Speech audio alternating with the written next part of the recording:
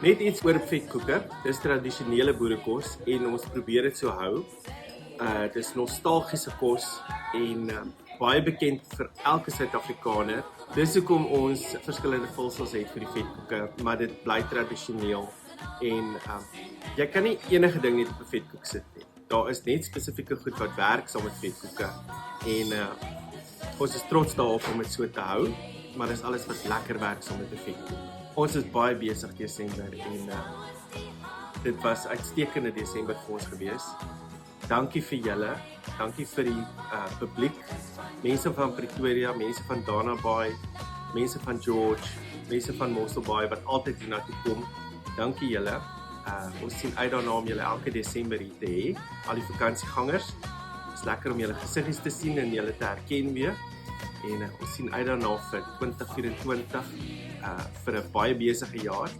En ja, baie dankie vir julle ondersteuning. Ons sou dit nie kon doen sonder personeel nie. Dankie vir die personeel agter in die kombuis wat so hard werk en 'n goeie span en hulle werk goed saam.